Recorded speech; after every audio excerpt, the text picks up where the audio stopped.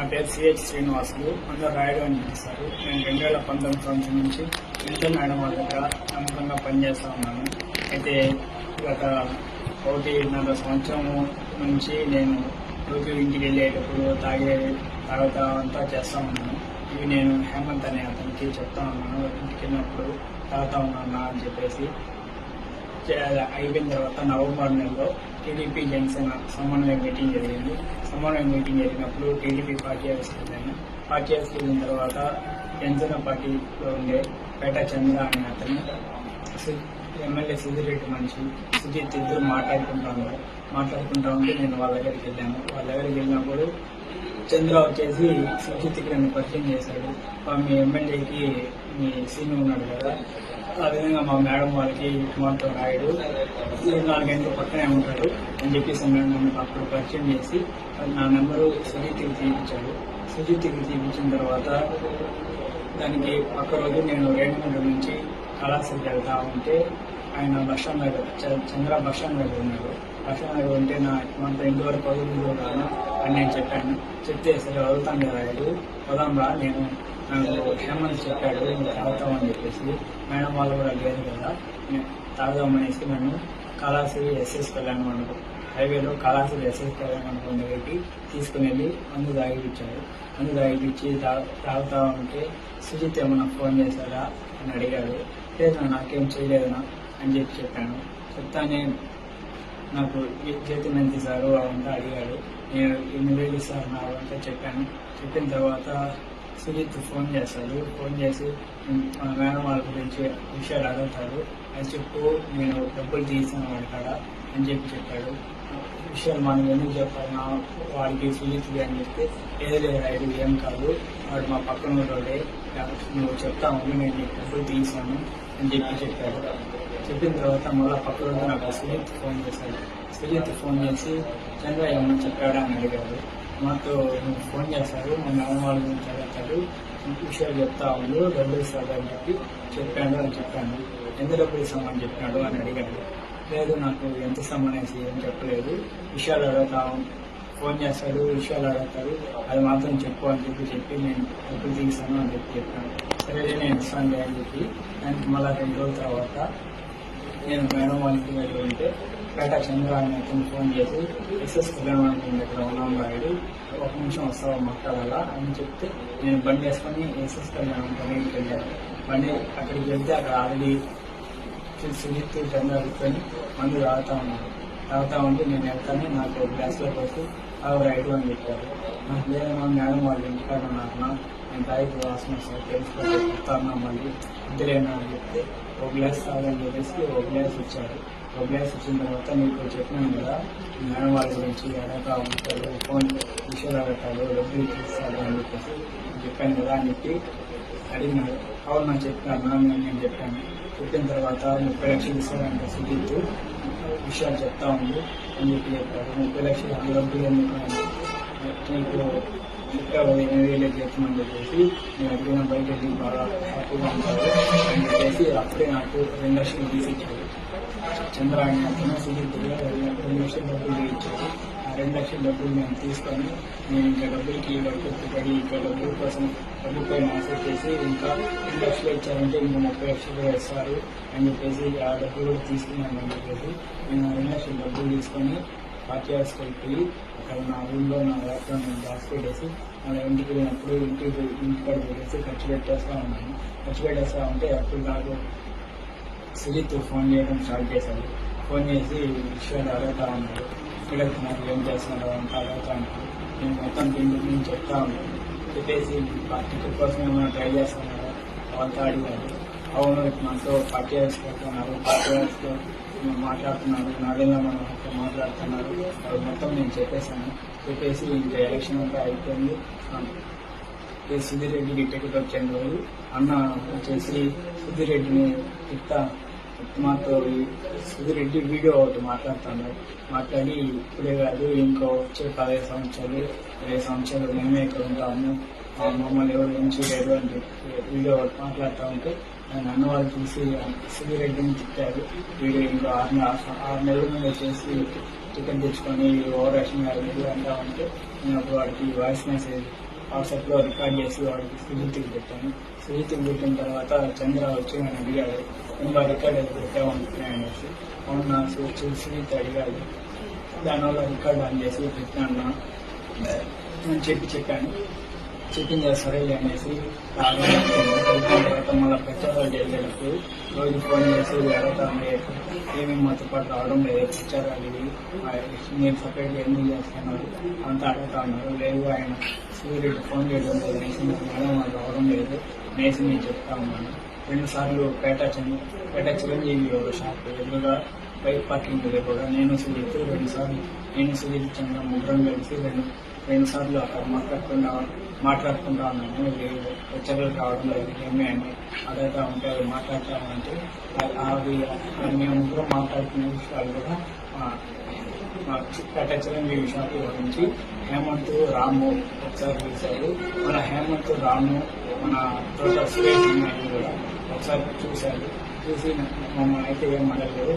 మేము వాళ్ళు ఉండేది నేను గమనించాను. మళ్ళీ ప్రచారాలు మళ్ళీ రావడం లేదు.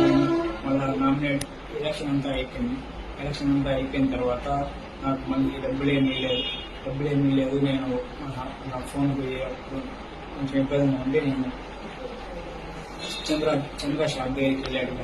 ఏం నా 30 లక్షలు ఇస్తామని చెప్పినాను అనేసి నేను విషయాలన్నీ చెప్పాను కదా, నాకు కొంచెం ఇబ్బందిగా ఉన్నది, నాకు డబ్బులు అర్జెంట్ కావాలి అని చెప్తే పక్కన సరే రాయుడు నేను సిరీస్గా మాట్లాడి చెప్తాను రేపురా అని చెప్పాడు. సరే అనేసి నేను అప్పుడు ఇంటికి వెళ్ళిపోయేసి మళ్ళీ పక్క రోజు చంద్ర షాప్ దగ్గరికి వెళ్ళాను. షాప్ దగ్గరికి వెళ్ళి ఏమన్నా మాట్లాడినామన్నా అంటే నేను మాట్లాడినాను పలా వేరే రమ్మన్నాడు అనేసి నేను బస్టాండ్ పక్కన గవర్నమెంట్ హాస్పిటల్ సమయంలో నుంచి అక్కడ గుంతలగడ్డ ఎస్ఎస్ కళ్యాణ మండపం నుంచి ఎంజిఎం హాస్పిటల్ నుంచి రిలయన్స్ పెట్రోల్ బంక్ అట్లా శివనార పాలెము అక్కడ డ్యామ్ దగ్గరికి తీసుకుని వెళ్ళాడు. చంద్ర తీసుకుని వెళ్ళి అక్కడ ఆల్రెడీ సుజిత్ ఉన్నాడు బ్యాగ్ పెట్టుకుని ఉంటే ఏం బాగా మాతో డబ్బులు ఇస్తామని చెప్తున్నాను కదా మా వాడికి అని చెప్పే లోపల వాడు నాకు 20 లక్షలు ఇచ్చాడు. 20 లక్షలు ఇచ్చే లోపల నేను చంద్ర అన్నాడు, నేను నువ్వు తీసాను 30 లక్షలు కన్నా మళ్ళీ నా 20 లక్షలు ఇచ్చారు అని చెప్తే లేదు దానికి ఆయన సూర్యుడితో మాట్లాడతారంట, ఇంకో పని వచ్చేదారంట. ఆ పని చేసిన తర్వాత ఆయన ఇస్తారంట 30 లక్షలు అని చెప్పి ఇప్పుడు అలా 20 లక్షలు పెట్టుకో అని చెప్పేసి ఇమ్మని చెప్పాడు అని చెప్పి సుజిత్ చెప్పాడు. సరే అనేసి నేను ఆ బ్యాగ్ తీసుకొని వెళ్తా ఉన్న టైంలో ఆయన చంద్ర వచ్చేసి వద్దురాయుడు నీ డబ్బులు తీసుకొని పోవద్దు, నువ్వు తీసుకొని పోయినావు ఎక్కడైనా పెట్టావంటే ఎవరైనా చూసారంటే మనం అందరం తీసుకురాబడతాము, మన గురించి ఎవరైనా నువ్వు ఎక్కడ డబ్బులు దాచి పెట్టుకోలేవు, నువ్వు అడిగినప్పుడు చెప్పు, దీనికి అవసరం పడినప్పుడు చెప్పు, నేను ఇస్తా ఉంటాను, నేను కూడా ఏమైనా వాడుతూ ఉంటే నాకు అది పెట్టుకుంటాను అని చెప్పేసి దాంట్లోంచి నాకు ఇంకో 2 లక్షలు తీసిచ్చాడు. 2 లక్షలు తీసిచ్చి నన్ను మళ్ళీ వెళ్ళిన రూట్లోనే వాళ్ళ షాప్ దగ్గర వెళ్ళిపోయి ఆయన షాప్లోకి వెళ్ళినాడు. నేను ఆ 2 లక్షలు తీసుకొని ఇంకా నేను మా ఊరికి బయలుదేరి వెళ్ళిపోయేసి 2 రోజుల తర్వాత నేను పసిసిమ్మ మార్చి వాళ్ళకి సుజిత్ ఆ నెంబర్ తెలియకుండా ఉండేలోపు బీజేపీ విజయ్ అనే అతనితో పాటు ఒకసారి మా ఊరికి వచ్చాడు. మా ఊరికి వచ్చి విజయ్ మా ఊరికి వచ్చి నాతో మాట్లాడినాడు. సుజిత్ వచ్చేసి నాతో ఏమీ పోవడం లేదంటే నేను అక్కడికి ఆయన అడిగాడు. అవును నేను రోజు ఇంటిగా ముందు వస్తానని చెప్పాను, దానికి వద్దన్నాడు. నేను సరైన సిద్ధమని అయిపోయాను అని చెప్పాను. లేదు అట్లా పోకపోతే అక్క నేను ఎమ్మెల్యే 30 లక్షలు ఇస్తానని చెప్పి ఇంకో పని చెప్తానని చెప్పాను కదా, పోతే నేను ఆ పని చేయగలుగుతావు, పోకపోతే అట్లా పోవాలని ఖచ్చితంగాకి అని చెప్పాడు. వాడు చెప్పిన తర్వాత సరిగ్గా వెళ్తాను అని చెప్పాను. ఇప్పుడు వాడతాను లేదు నెంబర్ నాకు వెళ్ళి అడిగాడు. వాడు అడిగేలోపు నేను అప్పుడు కొత్త సిమ్ తీసుకోండి ఆ కొత్త సిమ్ నెంబర్ వాడికి ఇచ్చాను. వచ్చిన తర్వాత ముందులాగా మళ్ళీ ఫోన్ చేసి ఇక్కడ నాకు 2 విషయాలు తర్వాత ఉన్నారు నేను చెప్తా ఉన్నాను, ఒకసారి ఉన్నట్టుండి మ్యాక్సిమం మీ సార్ని చంపేమన్నాడు ఎమ్మెల్యే అని చెప్పారు. వాడు చెప్పిన తర్వాత నేను 2 సార్లు కార్లో వెళ్ళేటప్పుడు ట్రై చేశాను చంపేస్తాను అనేసి, కానీ అది వదలక నేను వెళ్ళిపోయి మేడం వాళ్ళని మార్చి నేను కావాలనే చేస్తాను వాళ్ళు అంత నేను డ్రైవింగ్ వెళ్ళి అమౌంట్ దిగుదా అని చెప్పేసి నేను అప్పుడు డ్రైవింగ్ వెంకలు చదివి దాని తర్వాత నాకు డ్రైవింగ్ వేయకుండా వేరే పని పెట్టుకున్నాను. నేను సుజిత్కి చెప్పాను, నాతో చేస్తానండి, అది చేసి నాకు కారు ఇవ్వడం లేదు, డ్రైవర్ని మార్చేసినారు అని చెప్పాను. చెప్పిన తర్వాత నేను సరేలే అని చెప్పి గమనైపోయిన తర్వాత ఏప్రిల్ 6వ తారీఖు నాకు నైట్ ఫోన్ చేసి కోకోకోలా ఫ్యాక్టరీ దగ్గర రూమ్లోకి రమ్మని చెప్పారు. నేను అప్పుడు ఇంటికి ఆఫీస్ దగ్గర ఆలస్యంగా పార్టీ నుంచి మా ఊరు ఆర్చికాడికి వెళ్ళి అక్కడ అతని కోసం వెయిట్ చేస్తా ఉన్నాను. ఆ వెయిట్ చేస్తా ఉంటే సిటీకి వచ్చి తీసుకొని వెళ్ళారు. అది వచ్చేసి మన కోకోకోలా ఫ్యాక్టరీ ఆపోజిట్లో ఒక ఇల్లు లాగా ఉంటుంది, ఆ ఇల్లు గడికి తీసుకొని వెళ్ళారు. తీసుకొని వెళ్ళిన తర్వాత చంద్రబాబు గారు వచ్చారు. అక్కడికి వచ్చి మామూలుగా మందు తాగుతా ఉన్నాము. నైట్ తాగుతా ఉంటే సుజిత్ చేసి చంద్రాన్ని అడిగాడు, మీ వాడికి ఇచ్చినప్పుడు ఇంకా ఇచ్చేసినామా లేదా అని అడిగాడు. లేదు నాకడే ఉన్నది, అడిగినప్పుడు ఇస్తాను అని చెప్పాడు. మాతో ఎందుకు నువ్వు అన్నదానం చేస్తామనేది అనేసి సుజిత్ చంద్రాన్ని అడిగాడు.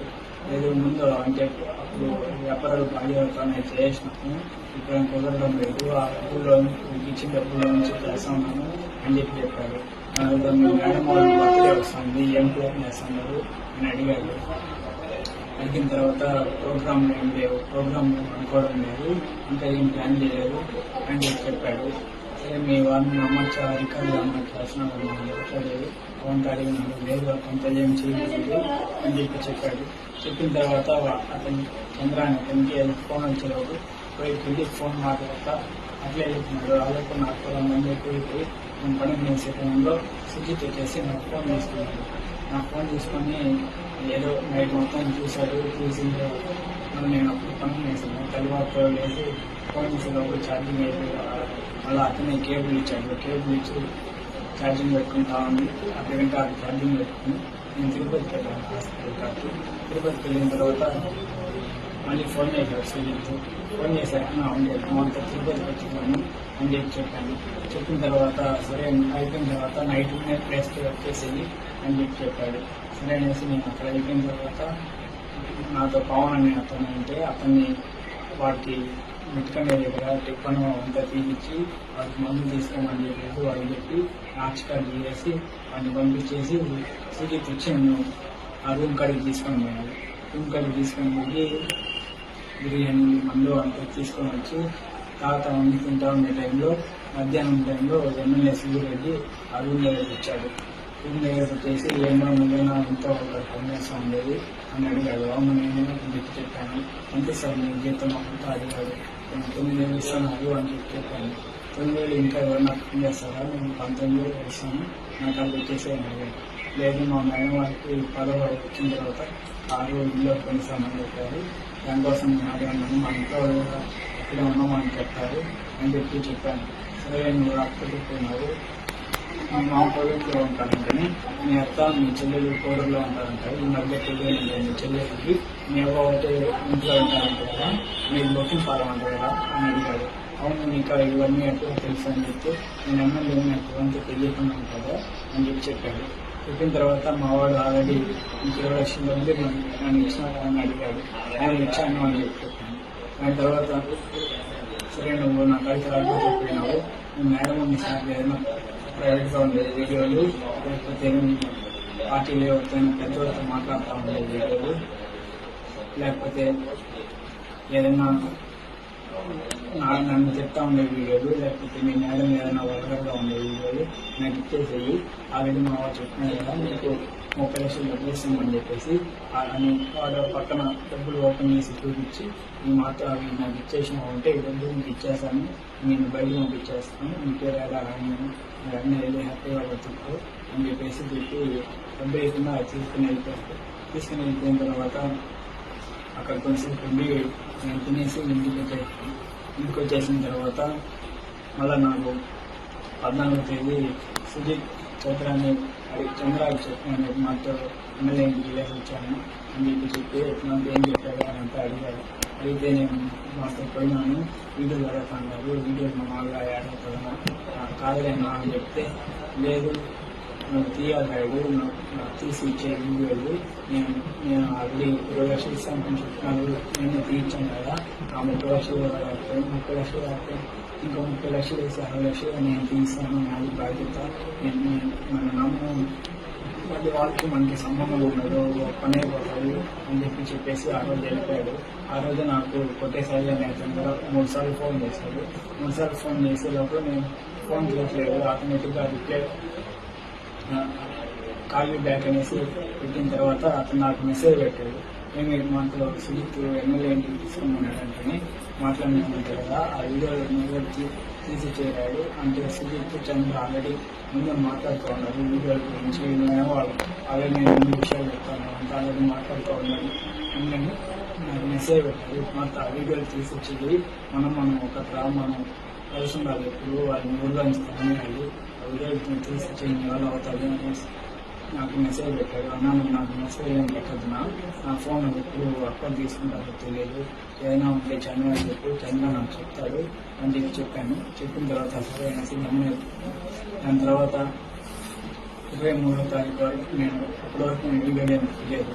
23వ తారీఖు సుజిత్ నాతో డైరెక్ట్గా మాట్లాడి ఏమి ఎమ్మెల్యేని మాట్లాడిన తర్వాత ఏమి పట్టలేదా అనేసి బెదిరించి మీ ఇంట్లో గురించి అంతా మాకు తెలుసని చెప్పిన వాడు ఏంటి ఎక్కడనే ఉన్నావు, మేము మా గురించి మీకు తెలియదు, అప్పుడు మీ మేడం కాదు బోర్డు తీసిన వాడు మేమే, మా గురించి నీకు పూర్తిగా తెలియదు, మేము ఇంట్లో నుంచి నాకు అడ్డేస్తాము, ఏడాదిన్నర మొత్తం చెప్పాను కదా, లేదంటే నువ్వు 3 రోజులు మాట్లాడుతుంది అంతా నాకు ఆ రికార్డులు ఉండవు, నేను బయట పెట్టేస్తాను, బయట పెట్టానంటే మీ మేడం నేను ఏం చేయాలో చేస్తారు, అందరూ తెచ్చుకోవద్దు, మీరు పోలీస్ స్టేషన్కి అయినా కూడా ఏం చేయలేదు, మీ మేడం వాళ్ళు ఏం చేయలేదు, ఏం చెప్తే అదే చెప్తారు అని చెప్పేసి నాకు మర్యాదగా ఇచ్చేది ఎప్పుడు సప్పని అడిగాడు. ఇప్పుడంతా బర్త్డే ఉన్నది 25వ తారీఖు, నాకు ఫుల్ పని ఉన్నది అవ్వదు, మళ్ళీ ఇస్తాను 26వ తారీఖు అట్లా ఇస్తాను అని చెప్పాను. చెప్పిన తర్వాత 26వ తారీఖు ఇంట్లో ఎవరు లేదు, ఆయన ఒక సోఫాలో వెళ్తుంటే నేను కొన్ని కాలానికి కూర్చున్నట్టు కూర్చొని నా ఫోన్ బ్యాక్గ్రౌండ్ వీడియో రికార్డ్ అయ్యి అప్పుడు వీడియో ఆన్ చేసుకొని 2 నిమిషాల మధ్యలో వీడియో పెట్టే లోపల నా ఫోన్కి వాట్సాప్లో ఏదో మెసేజ్ వచ్చింది. మెసేజ్ వచ్చే లోపల అది సౌండ్ వచ్చి అప్పుడు అది తీసుకొని చదివిస్తాను అని చెప్పి తర్వాత అనే టైంలో వీడియో చేసి ఫోన్లో వీడియో చేసాను. నాకు పరిణయం చేసింది, నేను సునీతకి ఫోన్ చేశాను, అంతా వీడియో తీస్తా ఉంది, నేను దొరుకుతున్నాను, ఏం చేయాలి ఇప్పుడు అని చెప్తే నువ్వేమని చెప్పావు అడిగాడు. నేనేం చెప్పలేదు, నేనేం మారలేదు, అయితే ఏం చెప్పలేదు, నాకు భయంగా ఉన్నది అని చెప్పాను. చెప్పిన తర్వాత మా అన్నయ్య చెప్తే బాగుండదు, నాకు ఆల్రెడీ నిన్నే చెప్పాను కదా, ఇంట్లో గురించి మా ఫ్రెండ్స్ వాళ్ళు నేను చెప్పేసాను, నేను ఎంత ఎమ్మెల్యే ఉన్నాడు లేకపోతే నేనున్నాను, మా అన్నయ్య చెప్తా ఉంటే బాగుండదు అని చెప్పేసి మీ సౌండ్ రావాలి వాడు ఫోన్ కట్ చేసిన తర్వాత నేను ఏం చేయాలో తెలియక నేను ఒకే సాయి అనే అతను మెసేజ్ పెట్టాను. మనతో వీడియో గురించి తీస్తాను చెప్తున్నాను, ఏం చేయాలి నన్ను వాడుగా ఏం రిప్లై లేదు. దాని తర్వాత నేను డేటా చంద్ర మెసేజ్ పెట్టాను, ఆయన మనతో వీడియో తీస్తాను చెప్తున్నాను మీకు లోపల ఆయన అవునా ఎక్కడ అయిపోయినావు రాదు, నన్ను చెప్పదు, డబ్బులు నేను తీసాను, నేను అకౌంట్ తెప్పించుకొని వచ్చేసేది అని చెప్పాడు. చెప్పిన తర్వాత నేను ఎమ్మెల్యే మెసేజ్ పెట్టాను, ఆ రోజు ఎమ్మెల్యే కూడా మెసేజ్ పెట్టాను, మాతో వీడియో తీస్తా ఉంది వెతుకుతున్నాను సార్ అని చెప్పే లోపల ఎమ్మెల్యే కూడా ఏం పట్టించుకోలేదు, ఏం రెస్పాండ్ అవ్వలేదు. ఇంకా నాకు ఏం చేయాలో తెలియక 2 రోజులు ఆలోచించేసి నేను తెలియకుండా చేసాను అని చెప్దామనేది అది డబ్బులు క్లిక్ అయితే ఆన్ అయిపోయింది అని చెప్పాను. దానికి లేదు, ఒప్పుకోలేదు, అంటే మేడం వాళ్ళు నమ్మలేకుండా వాళ్ళు ఏం చేయాలో తెలియక నేనే తీసినాను అని చెప్పాను. లేదు నువ్వు ఇదంతా చేయవు, ఇన్ని రోజుల నుంచి మాకు అన్నావు కదా, నువ్వు మాకు తెలుసు, నువ్వు చేసినా ఉంటే మేము నమ్మము అని చెప్పినాడు. నేను ఏం చేయాలో తెలియక ఇక్కడ నుంచి ఎక్కడైనా పారిపోయేసి మా చంద్ర కాదు డబ్బులు తీసుకుని ఎక్కడికైనా వెళ్ళిపోదాం అనేసి 4వ తారీఖు తర్వాత వెళ్ళిపోదామని ట్రై చేశాను. కానీ ఇల్లు మొత్తం బీగాలు వేసుకున్నారు, బీగాలు గమనైపోయినాను. ఆ రోజు మధ్యాహ్నం ఇంకా పైనుంచి దూకేద్దాం అనేసి నేనే పై నుంచి దూకేసాను, వెళ్ళిపోదాం అనుకున్నాను. కానీ అప్పుడు ఖాళీ అయిపోయేటప్పుడు ఇంకా ఏం చేయాలి గమనైపోయాను. గమనైపోయిన తర్వాత ఇంకా మళ్ళీ అదే ఉండేలోపు ఇంకెక్కడ చెప్పేద్దామని చెప్పేసి ఇంకా ఎమ్మెల్యే ఉన్నాడు, చంద్ర ఉన్నాడు, సుజిత్ అందరి మీద చెప్పేసాను.